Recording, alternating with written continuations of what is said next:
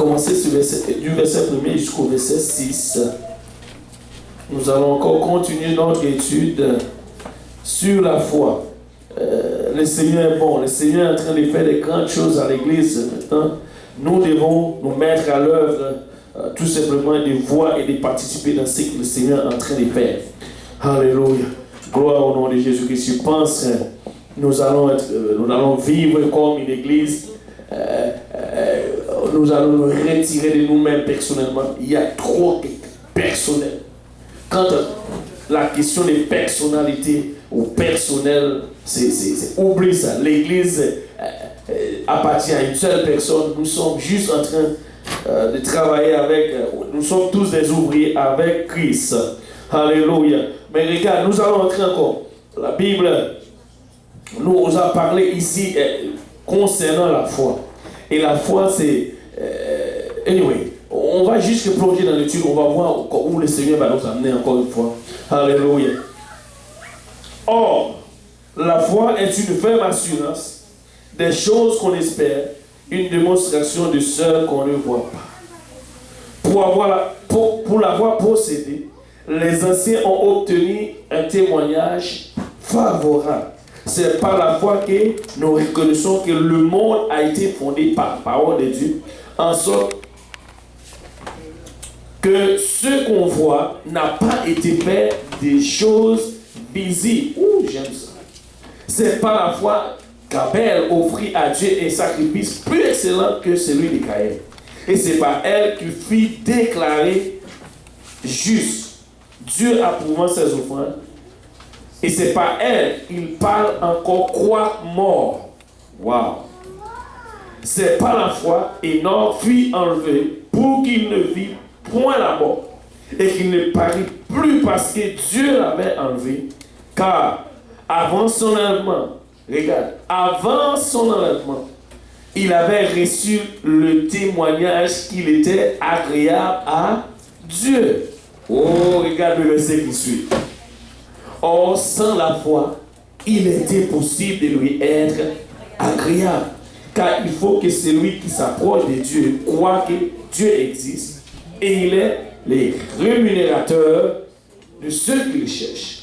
Regarde, avant que Enoch a été enlevé, il avait reçu le témoignage qu'il était agréable. Waouh! C'est-à-dire qu'il avait la foi. Nous allons encore courir et plonger dans notre étude. Qu'est-ce que cela veut dire maintenant? Vivre par la foi.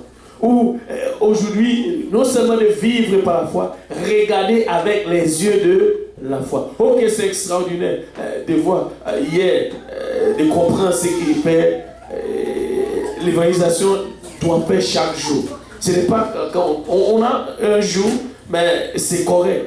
Et la sœur Valentin a témoigné à sa voisine, qu'est-ce qu'elle dit? Sa voisine, elle a reçu la parole de Dieu, et elle se faisait baptiser hier soir, remplie du Saint-Esprit. Amen. Écoute, alléluia. Amen. J'aime l'évangile, parce que c'est très simple. Il n'y a pas de philosophie dedans. Mais merci Seigneur pour l'évangile. Gloire au nom de Jésus-Christ. Maintenant, vivre par la foi. Notre pratique de la vie chrétienne doit être le fruit de la foi, d'une foi réelle. Maintenant, nous sommes en train de vivre étant comme chrétiens. Mais le problème, il n'y avait pas une foi réelle. Ou quand les choses ne vont pas, nous allons tourner nos yeux, juste changer la façon qu'on voit les choses. Regardez maintenant avec les yeux de la foi. Une ferme et entièrement conviction intérieure, suivie d'une action déterminée, fondée sur les Écritures. J'ai souvent entendu cette expression appliquée à ceux qui servent Dieu sans être salariés d'une église ou d'un organisme chrétien, comme sur ceux qui reçoivent une rémunération pour leur travail, vivaient sans la foi. Je crois qu'il faut être honnête, nous sommes tous appelés à vivre par la foi. Et cela ne concerne pas uniquement les besoins de nourriture, de leurs vêtements et des logements. Nous sommes tous appelés à vivre par la foi. C'est pour ça que, parce que normalement, regardez ce que la Bible dit. Si vous, on dirait que de toute première fois que nous avons cru au Jésus-Christ, à Jésus, pardon, voilà, c'était la foi. Parce que la Bible dit, la foi vient de ce qu'on entend, et ce qu'on entend vient de la parole de Dieu. C'est-à-dire, de tout premier... c'était pas la foi. Nous avons entendu parler de Jésus-Christ, alors nous n'avons aucune idée qui était Jésus, comment il est, c'est quoi son visage, c'est quoi sa couleur, ses cheveux, tout ça. Mais on a juste, quelqu'un nous a parlé juste de l'évangile. Qu'est-ce qu'il nous a fait? Ok, je crois. C'était la foi. Mais on dirait après cela, la foi commençait à diminuer au point que tu ne veux vivre comme ta chrétienté comme il faut. Regarde, la foi englobe tous les domaines de notre vie. Maintenant, tous les domaines de notre vie, la foi englobe cela. Je vais te expliquer. Comme la Bible nous a parlé dans 1 Thessaloniciens chapitre 5, verset 23, regarde, l'esprit, âme et le corps, Dieu prend soin de notre être entier pour les nourrir, les verdir, le loger, le guérir, mais surtout les sauver, le sanctifier et les rendre irréprochables pour le jour de notre Seigneur Jésus-Christ. Et c'est pourquoi nous sommes tous appelés à vivre par la foi. Parce que c'est par la foi que nous allons tous enlever. Et l'homme a été enlevé par la foi. C'est ce que la Bible dit. Parce que c'est la foi qui va nous permettre d'être agréable à Dieu. Savez-vous ce que la foi fait? La foi va me permettre de vivre au-delà de ma capacité. Avec la foi, je veux vivre pour Dieu. Je ne sais, écoute, peu importe combien ça me coûte. Et même si on me tue, mais j'ai la foi, je veux vivre pour Dieu. Et c'est ça que ça prend. La foi nous permet de vivre. Alléluia. Je ne sais pas pour vous, mais j'aime Dieu.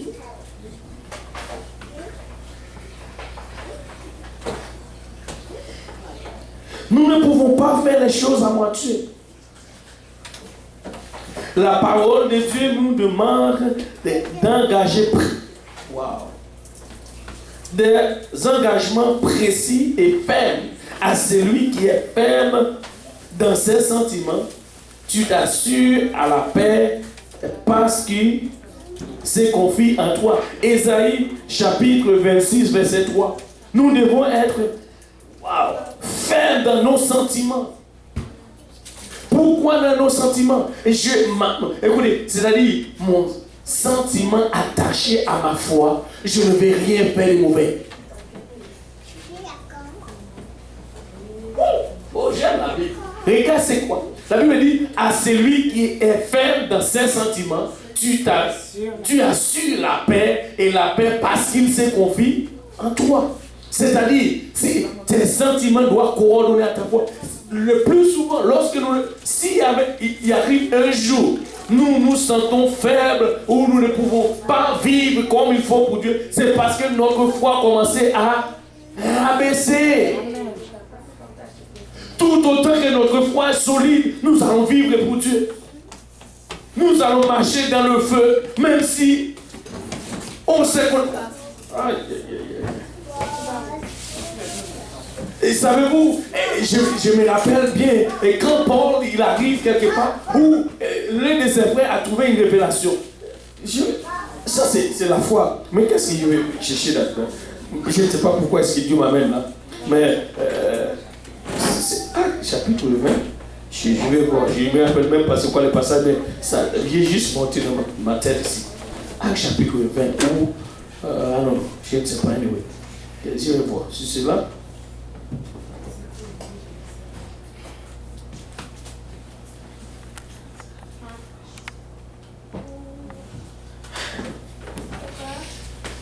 Je ne me rappelle pas, mais c'est quoi. Mais c'est quand Paul, il arrive à 26 ou 26, je ne me rappelle pas, anyway. Pour aller prêcher l'évangile, il devrait partir. Mais on avait venu de lui dire, il y a eu une révélation. Et un frère avait présenté devant lui. Il a dit, regardez, il a pris sa ceinture, il dit, regardez, l'Esprit m'a montré comment on va te lier pour l'évangile. Il a dit, la foi, c'est juste la foi, il a dit, je ne suis pas seulement prêt pour me lier. Je suis prêt à mourir. Ah, pas seulement lié, ça veut dire sa foi maintenant, on dirait qu'il y a quelque chose qui traverse sa tête. Wow, on va même lier. Non, je suis. Écoutez, je vais donner plus. Moi, il veut seulement lier, moi je vais mourir. Savez-vous pourquoi? Parce qu'il sait que la mort, c'est pourquoi il a dit Christ est ma vie, la mort m'est un gain. C'est-à-dire, si tu as la foi, tu peux dire cela. Mais si tu n'as pas la foi, tu ne peux pas dire Christ est ma vie. Parce que tu as la vie en quoi? C'est juste par la foi. Si Christ est ta vie, rassure-toi que la mort va devenir maintenant comme un gain, comme une victoire. Waouh! Et quand Paul a parlé de cela, c'était comme faux. Quelqu'un t'a donné une révélation, c'est qu'on va te faire pour Christ. Là, tu dis que tu es même prêt à mourir, pas seulement marrer. Voilà. Maintenant, c'est ce que la Bible dit. Fort de cette usine acquise passée qui nous affirme la parole de Dieu. Nous essayons pas pour voir où nous agissons parce que Dieu l'a dit et que nous sommes assurés, convaincus, certains de sa fidélité dans l'accomplissement de ses engagements, même dans les situations les plus difficiles. Hébreux 11, la Bible, la foi exerce dans de nombreux domaines. Regarde Hébreux 11. La foi c'est fort, c'est puissant. Car par la foi que Sarah elle-même, malgré son âge avancé, fut rendue capable d'avoir d'une postérité parce qu'elle croit à la fidélité et que c'est lui qui avait fait la promesse. Et c'est par la foi. Tout cela est arrivé par la foi. La foi peut être guérie. Mais les évangiles racontent comment de nombreuses personnes venues au Seigneur Jésus-Christ avec la foi pour être guéries. Et quand Jésus-Christ était dans une place, les gens ramènent d'autres personnes. Ils disent, tu veux être guéri? Bon, je connais quelqu'un. Souvenez-vous, Bartimée, il a la foi qu'il allait être guéri. La femme, Jésus-Christ regarde la femme, il a dit, ta foi t'a sauvé. Aujourd'hui, si tu ne peux pas sauver, si ta foi commençait à refroidir, tu dois continuer à vivre par la foi. Parce que c'est ce que la Bible nous appelle. C'est notre appel d'ailleurs. Wow. Galates 3, verset 14. Afin que la bénédiction d'Abraham eût pour les païens son accomplissement en Jésus-Christ et que nous requissions par la foi l'Esprit qui avait promis, c'est-à-dire les païens, afin que la bénédiction qu'Abraham eut pour les païens, son accomplissement en Jésus-Christ, et que nous réquissions par la foi l'Esprit qui avait été promis. C'est-à-dire les bénédictions, comme la Bible dit que Abraham va être le père des nations, même pour les païens. La bénédiction d'Abraham était encore possible. Parce que pourquoi? Ça revient maintenant à l'accomplissement de l'Esprit ou la promesse de Dieu en Jésus-Christ. Maintenant, en Jésus-Christ, il y a quelque chose qui vient de se coordonner ensemble. Parce que Jésus-Christ est mort pour tout le monde. Il est mort pour tout le monde. Mais pour recevoir cela, tu dois avoir la foi. Savez-vous, ils aiment bien répéter ce verset. Oh, c'est par la grâce que nous sommes sauvés par. Oh, c'est pas la grâce que nous sommes sauvés par. Ils n'ont aucune idée de ce qu'il dit. Éphésiens 2, je pense. Éphésiens 2, verset 8 ou quelque chose comme ça. Oh, c'est par la grâce que nous sommes sauvés par les moyens de... Et pourtant, ils n'ont aucune idée. Qu'est-ce que cela veut dire d'ailleurs la foi? Et il dit, et cela ne vient pas de vous, c'est le don de Dieu. Bon, puisqu'on dit c'est le don, ok. Laissez-y.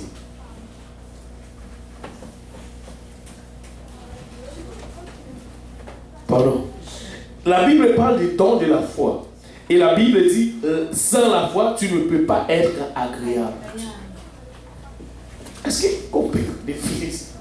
Il y a les dons de la foi, il y a des gens, ils ont la foi. Et pourtant, nous allons avoir de la foi dans quelque part ou dans quelque chose. Et des fois, nous ne voulons pas juste exercer cela dans notre vie. Nous l'avons et ça reste maintenant.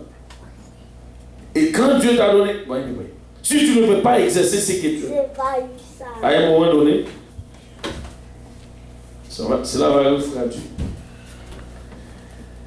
La foi pourrait se voir exercer les dons spirituels prophétiser selon les mesures de la foi.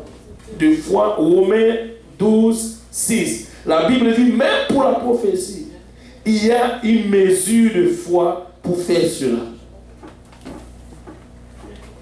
Parce que malheur, tu ne peux pas prononcer une prophétie et regarde quelqu'un donner une prophétie que cela n'arrive pas. On te prend pour un menteur. Toi, tu m'as dit, et ça n'a jamais arrivé. Regarde, toi, tu m'as dit, mais ça prend la foi. Si c'est une parole qui vient de l'esprit, il faut que ta foi soit là, disponible pour cela. Puisque nous avons des dons différents selon la grâce qui nous a été accordée, que celui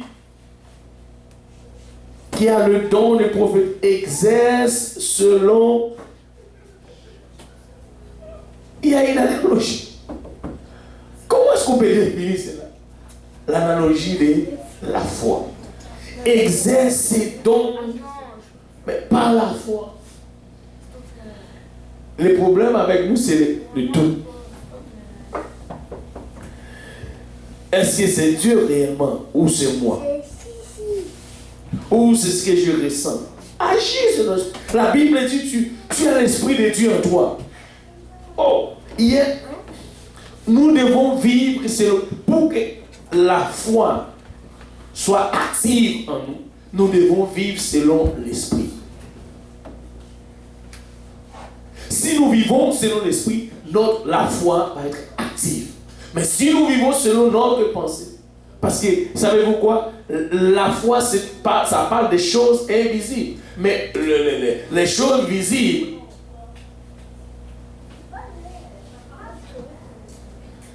c'est quoi le premier verset que nous avons lu? Or, la foi est une ferme assurance, une démonstration des choses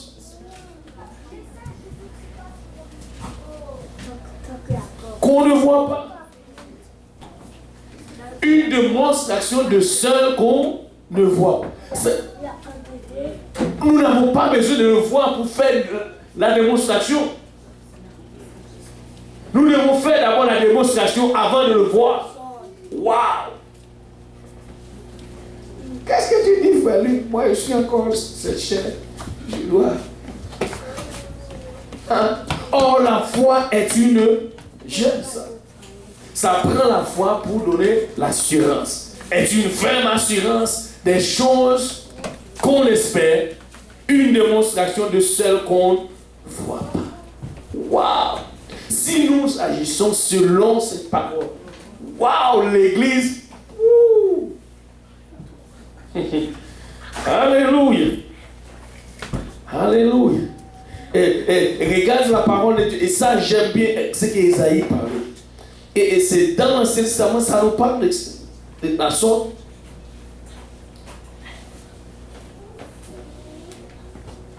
J'aime ça.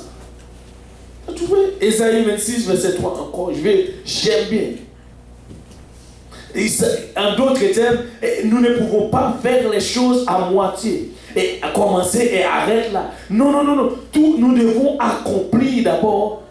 Parce que à celui qui est ferme dans ses sentiments, waouh, tu dois être ferme dans tes sentiments. Qu'est-ce que tu dis? Mes sentiments connectés à ma foi en Jésus-Christ, je ne veux pas relâcher. Vous pouvez faire tout ce que vous voulez, mais je ne vais pas relâcher. Amen. Alléluia. Waouh. Ok, j'aime ça.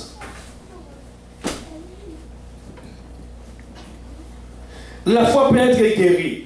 Mais les évangiles racontent comment de nombreuses personnes venaient au Seigneur.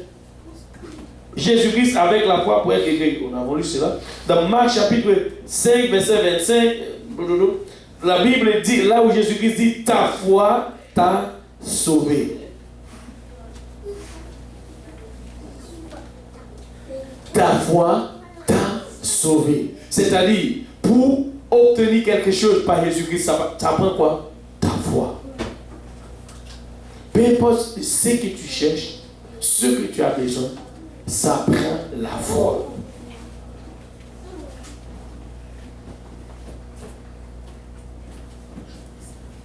Et en d'autres termes, et des fois tu dois même prier comme si tu obtiens déjà ce que tu cherches. Tu dois être ferme dans tes sentiments. Quand tu vas devant le Seigneur, et Seigneur, je vais rester, peu importe quoi, je vais rester ferme dans mes sentiments. Waouh!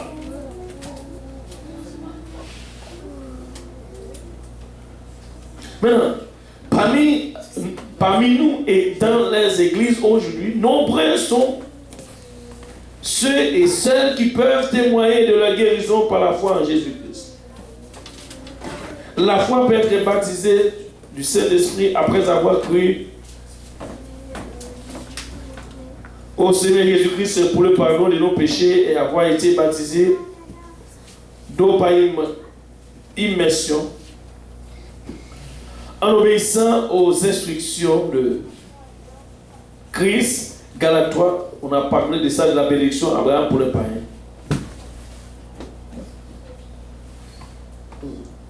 Je n'ai parlé de cela maintenant.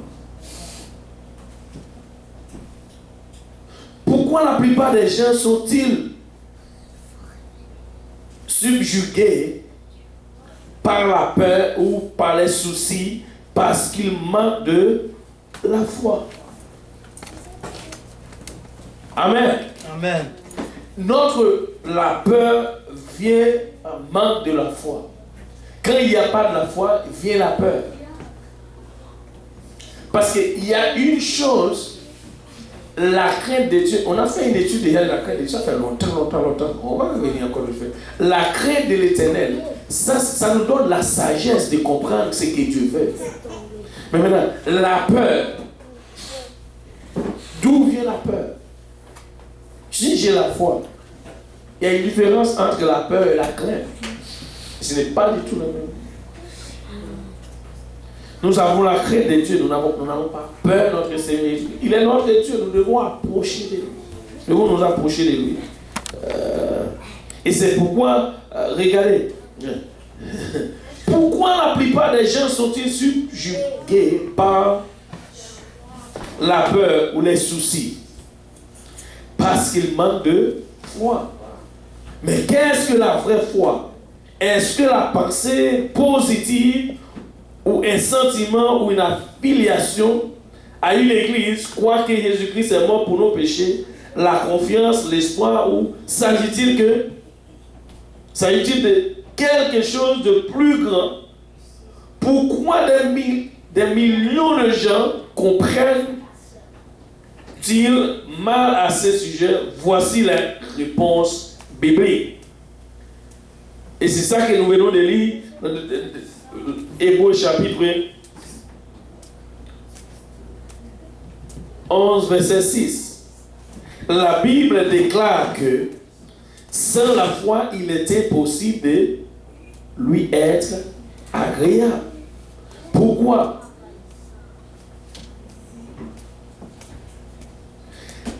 Je vais te dire une chose.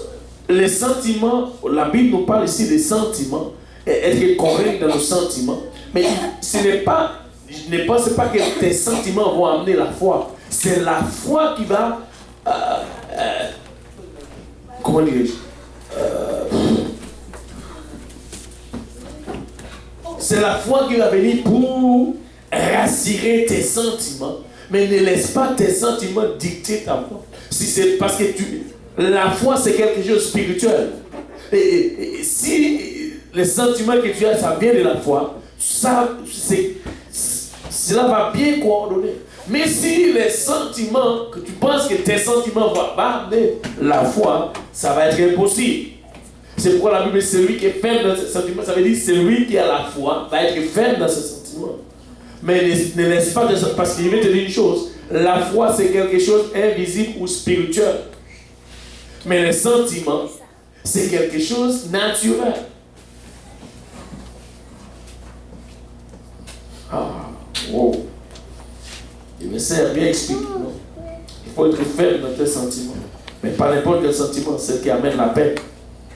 Et il y a des sentiments qui n'amènent pas du tout la paix. Alors, sans la foi, il est impossible de lui être agréable. Cette déclaration, quoique invraisemblable, se trouve pourtant dans votre Bible. Acceptez ce verset exactement pour ce qu'il déclare.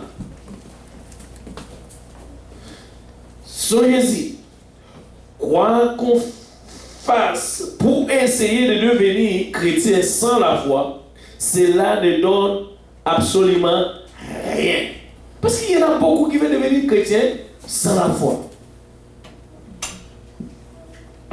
Oh, je suis chrétien. Vous remarquez, je me dis comment que tu vas raconter. Il y a beaucoup. Presque tout le monde est chrétien aujourd'hui. Tu marches dans la rue. Ce n'est pas parce que, écoute, c'est parce que je ne crois pas en Jésus. Moi, je suis chrétien aussi comme toi. Et c'est pourquoi, quand on parle de christianisme, il y a tout un mélange. Moi, je vais sortir par rapport. Oui, il est vrai que dans la Bible nous dit, là où on appelle les apôtres chrétiens pour la première fois, ou les disciples, pardon.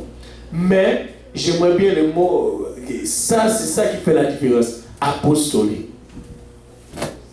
Ça fait toujours la différence. Parce que si tu dis que tu es chrétien, il implique les catholiques, tout. Chrétien. Bon. Anyway. C'est ça, tout le monde est devenu chrétien sans la foi.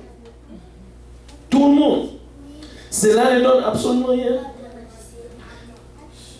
Sans la foi, il n'y a pas d'espoir, il n'y a pas d'espérance.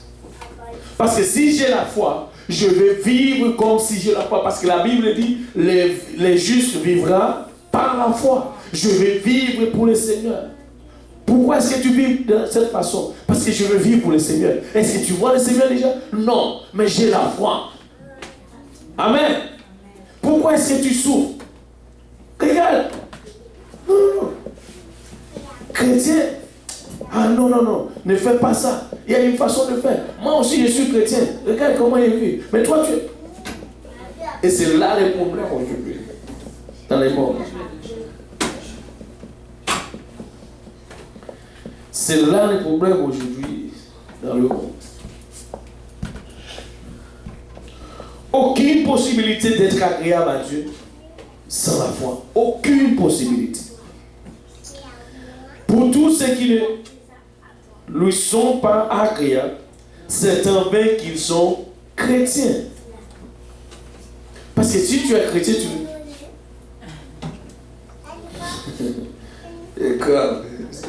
Seigneur, aide-nous. En d'autres termes, il semble une étude sur la foi veut porter un jugement concernant les autres. Alors. Parce que la foi demande quelque chose. Parce que quand c'est puissant, alors quand nous allons finir, vous allez voir qu'est-ce que la foi la foi te demande de faire souffrir. Même des fois, tu vas avoir une promesse. La promesse de Dieu va accomplir. Peut-être que tu vas voir un, deux, ta génération, et puis c'est en arrière de toi. Oh, mon père était quelque chose. Oui, mon père, ma mère faisait quelque chose. Mais c'est tes enfants, en arrière de tes enfants qui vont voir la promesse de Dieu. Abraham, il a vu seulement Isaac. Combien il a? Peut-être de 2, 3 générations. Je vais voir combien Abraham a vu. Abraham a vu Isaac. Il a vu les enfants d'Isaac. Et qu'est-ce qu'Abraham a vu encore? Oui? Pardon? Les enfants d'Isaac, il a vu. Oui. Je pense que oui, Abraham a vu ça. Peut-être que Jacob était avancé en âge. Je pense que Abraham, parce qu'il y a deux, soit Isaac seulement ou deux, les enfants de Jacob. Je ne me rappelle pas vraiment tout. Alors que ce n'est pas Abraham, Israël devait devenir tout le multitude. Abraham n'a pas vu tout. C'est-à-dire, quand on parle de la foi, ça semble quelque chose de dur. Qu'est-ce que tu me parles? Mais oui, c'est correct, ça fonctionne. Parce que la Bible dit, c'est par la foi, Enoch a été enlevé, il a obtenu un témoignage favorable. Et c'est très important. C'est très important. C'est-à-dire, quand on va finir l'étude, tu vas voir qu'est-ce que ça demande derrière la foi. Ça demande beaucoup. Maintenant, tu me dis, est-ce que c'est... Je souffre, là tu me parles de la foi. Est-ce que c'est là? Oui. Oui, c'est correct. Maintenant, au fil des ans, on va continuer.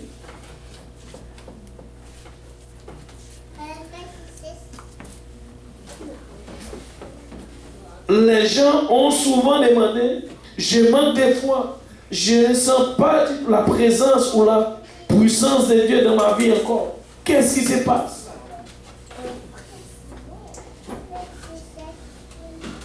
Comment puis-je avoir davantage de foi? Qu'en est-il de vous? Manquez-vous de foi? Pour ne pas savoir que Dieu est avec vous. Pour vaincre le péché et la culpabilité. C'est là le problème. Quand tu as de la foi, tu vas vaincre le péché et la culpabilité. Parce que la foi ne va pas accepter cela. Écoute, c'est comme si la Bible dit que tu baptisé au nom de Jésus-Christ, c'est pour le pardon de tes péchés. Après avoir été baptisé, tu le fais par la foi. Et là, tu marches. Tu te sens de faire la même chose encore. Et là, tout de suite, une autre culpabilité vient. Tu penses que le Seigneur Jésus-Christ ne va pas te pardonner pour tout ce que tu as fait? Et la culpabilité maintenant ramène quelque chose dans ta vie. Qu'est-ce que la culpabilité ramène dans ta vie maintenant? La culpabilité ramène tout simplement à un autre aspect. C'est-à-dire, tu penses que Dieu t'a pardonné? Regardez, il amène une autre liste. Tu montres, tu commences à regarder la liste de ta vie. Je dis, mais c'est pour ces choses que Jésus-Christ parle. Et là, la culpabilité ne fait que ramener des choses dans ta vie.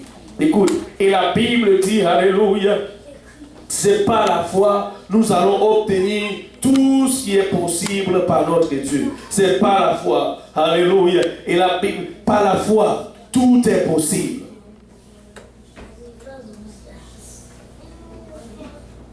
Manquez-vous la foi? Regardez, il y a un verset que nous sommes prêts toujours à citer dans Romains chapitre 8, verset 28. Que Dieu,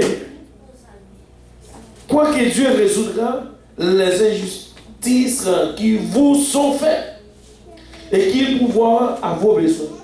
Pourquoi que vous pourrez vous assurer ou vous endurer des épreuves difficiles et de la persécution. ou que Dieu nous délivrera d'abord. Manquez-vous de foi au point de ne pas voir clairement l'immensité, ou bien l'immense du royaume de Dieu et que vous ferez partie. La Bible nous déclare dans Romains chapitre 8, verset 28, c'est ce que nous sommes aujourd'hui. Nous savons. Ce n'est pas que nous ne savons pas. Nous savons. Nous savons. Et c'est ce que la Bible dit. Oh, j'aime bien ça. Ça ne dit pas que quelqu'un croit. Nous savons. C'est-à-dire, tout le monde ici sait. C'est ça le verset dit. Nous savons que toutes choses concourent. Et peut-être des fois, on regarde le verset, mais on dirait que ça a une autre phase. Parce que ça ne dit pas que. Moi, je pense que c'est maintenant que je réalise que c'est ce que nous savons. Toutes choses concourent. Quel genre? Nous le savons. Quand est-ce que je sais? Regarde le verset. Nous savons. Dis-moi, quand quelque chose t'arrive, tu dois revenir, que ce verset encore vient en répétition dans ta tête. Je sais. Maintenant, quand quelque chose arrive, waouh! Nous oublions tous que le verset dit que nous savons. Ce n'est pas que quelqu'un là-bas, oui, il sait, mais moi, je ne sais rien. Nous savons que toutes choses concourent au bien de ceux qui aiment Dieu. Alors, pour que je sache cela, est-ce que j'aime Dieu? Si je pose la question dans la salle, combien qui aiment Dieu ici? Tout le monde va dire oui. Mais est-ce que tu sais aussi? Toutes choses concourent. Le moment que tu dis que tu aimes Dieu, toutes choses concourent. Est-ce que tu aimes Dieu ici, c'est ça? Oh, alléluia. Tu aimes Dieu, hein? Maintenant, et quand vient le problème? Non, c'est pas moi. Tu sais déjà, regarde le verset. Je sais pas pourquoi. Qu'est-ce que ça a rapport à notre étude? Pourquoi ça regarde dans nos affaires? On dirait ça vient de... Non, ça aussi c'est quelque chose qui vient par la foi. C'est la foi qui nous peut. Si je sais par la foi. Amen. Si je sais pas. Ce n'est pas quelque chose. Si je l'ai vécu. Regarde le verset. Nous savons. C'est maintenant. J'aime la vie. C'est maintenant. Regarde. Pas. Nous savons. Maintenant. Maintenant. Nous savons du reste. Écoute, même si on te dit rien des restes, mais tu sais déjà les restes. On va retourner dans le verset. On va voir seulement le verset dans le contexte que c'est écrit. Regarde bien. On m'a dit juste, écoutez, maintenant, on m'a dit de croire au Seigneur Jésus-Christ. Toutes choses allaient être améliorées ou... Maintenant, là on m'a dit, nous savons, c'est-à-dire, même si on ne m'a pas dit les restes, mais les restes, nous le savons déjà. Même si on m'a dit juste peu de choses, mais je sais. Regarde ton voisin, tu sais. C'est ce que le verset dit. Nous savons du reste que... Il peu importe les quantités pour les restes. Nous les savons. Waouh! Des fois, on dirait que la Bible... Est-ce qu'on a lu déjà ce verset? Est-ce qu'on a lu déjà ce verset? On dirait que c'est maintenant. Toutes choses concourent au bien. Dans la mort, toutes choses concourent. Maladie, toutes choses concourent. Vente, fait mal, toutes choses concours. Parce que nous savons déjà. Amen. Nous savons. Ah, ça fait mal. Qu'est-ce que tu dis, prédicateur? C'est parce que ce n'est pas toi qui l'as su. Mais toujours un concours. Nous savons. Et c'est ce que la Bible dit, nous savons. Pourquoi? Parce que je vais te dire pourquoi. Si je meurs maintenant, c'est ma victoire. C'est pourquoi je sais. Il dit, hey, tu parles de la mort. Oh, alléluia. Non, il y a beaucoup de choses que... Ah ouais? Toutes choses concourent. Et c'est pourquoi, après avoir dit toutes choses concourent, on va juste rentrer dans le passage et regarder les restes de ce passage. Et il a commencé ici. Oh, tu es avec moi aussi? Oh, ok, on va continuer le reste de ce passage. Oh, on est dans la foi, mais on va continuer. Je crois que les restes de ce passage, ça nous parle aussi de la foi. On va voir. Parce que c'est ce qu'on va voir. Qu'est-ce que c'est? Tous les restes. Maintenant, oui. Ok, verset 29. Car ce qui a connu d'avance, il a aussi prédestiné. Et à être semblable à l'image de son Fils. Maintenant, c'est-à-dire, toi, si la Bible dit que tu dois être à l'image de Jésus. Et savez-vous quoi? Par quel processus que Jésus-Christ, lui, il a passé? Vous savez? Et la Bible dit que tu dois être l'image de Jésus-Christ. Waouh!